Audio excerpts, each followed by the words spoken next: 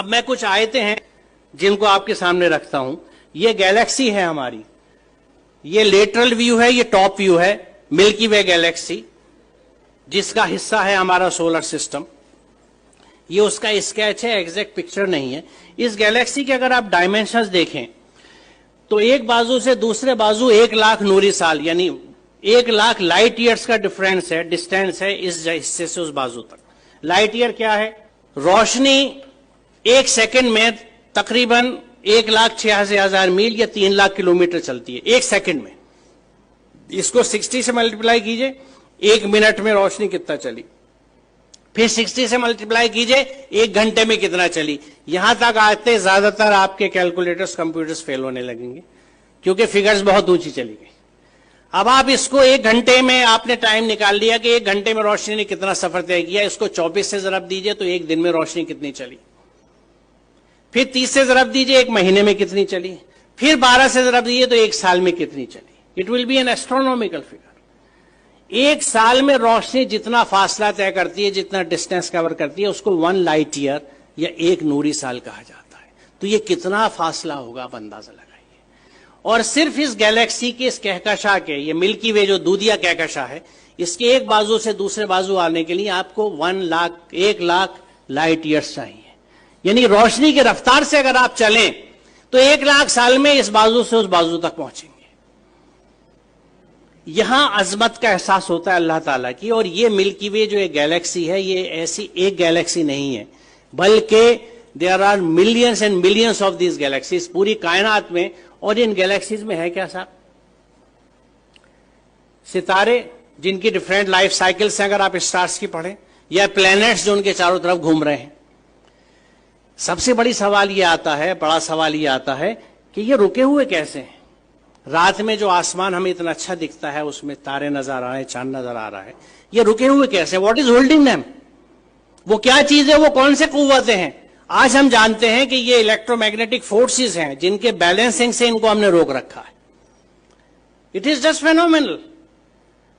आप ये समझिए कि मैग्नेटिक फोर्स को कंट्रोल करने के लिए इस वक्त हमारे पास जो सबसे अच्छी एग्जाम्पल है, उदाहरण है, वो मैगलेव ट्रेन का है कि मैग्नेटिक लेविटेशन से रेल की पटरी से 6 इंच ऊपर ट्रेन रन करती है, जिसको मैगलेव ट्रेन कहते हैं। उस मैग्नेटिक लेविटेशन से एक ट्रेन को सिर्फ हमने 6 इंच ऊपर उठाया है। और इन प्लैनेट्स का जो billions and billions of stars and planets और सूरज हैं, सितारे हैं, ये किस तरह से बैलेंस किए हुए मैग्नेटिक फोर्सेस के साथ। ये कितना जबरदस्त कैलकुलेशन है, कितना जबरदस्त हिसाब है। और इसको जब आप समझते हैं और सूरह रहमान की उस आयत को देखते हैं कि बस समा रफा व वज़ल मीज़ान, तो बात समझ में आती है कि उसने आसमान को बुलंद किया और एक तवाजुन कायम कर दिया। तवाजुन की अहमियत की वजाहत है क्योंकि आप इमेजिन कीजिए, मुझे नहीं पता, मैंने बचपन में खेल खेला है, उसका जिक्र मैं हमेशा इस तकरीर में अपनी करता हूं कि मैग्नेट से जब हम लोग छोटे थे तो हमारे पास वो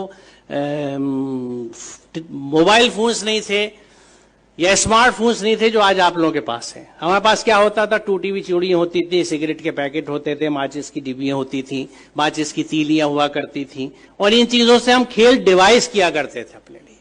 तो मैग्नेट से हम जो एक खेल डिवाइस करते थे, और वो घर से जल्दी से किसी तरह जब अम्मी की नजर बचती थी सुई उठा लाते थे या आल पिन ले लेते थे अब्बा के ड्रॉज में से कि कागज के ऊपर पिन रखी और नीचे मैग्नेट रख के उसको घुमाना शुरू किया तो ऊपर से वो सुई घूमती थी।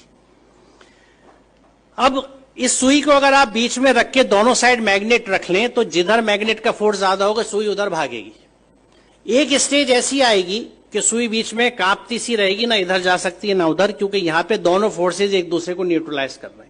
इधर की मैग्नेटिस की ताकत, इधर की मैग्नेटिस की ताकत एक दूसरे को न्यूट्रलाइज कर रही है, नलीफाई कर रही है, वो सुई बीच में ट्रैप्ड है। अब आप इसे इमेजिन कीजिए कि अगर आप ऐसे ही 2 मैग्नेट ऊपर नीचे रख लें और उस कागज को निकाल दें तो 4 मैग्नेट के बीच में हैंग कर जाएगी नीडल। बड़ी मेहनत करनी पड़ेगी इसको बीच में हैंग करने के लिए, एक सुई को। अब इमेजिन कीजिए इस यूनिवर्स को जिसमें कितने millions and billions of planets इसी मैग्नेटिक फोर्सेस के इंटरप्ले की वजह से, एक बैलेंस की वजह से हैंग कर रहे हैं। जो इसको समझ सकता है वो खालिक की अजमत को समझता है, वो परमात्मा की महात्मा को समझ सकता है, महानता को समझ सकता है, अल्लाह ताला की अजमत को पहचान सकता है। और उस वक्त वो कन्विंस होता है कि जब इस पूरी कायनात में अल्लाह के कानून चलते हैं तो मैं उसके कानून को किस तरह से एक जुज़दान में लपेट के बिना समझे ऊपर रख सकता हूं और उसको फॉलो नहीं करता।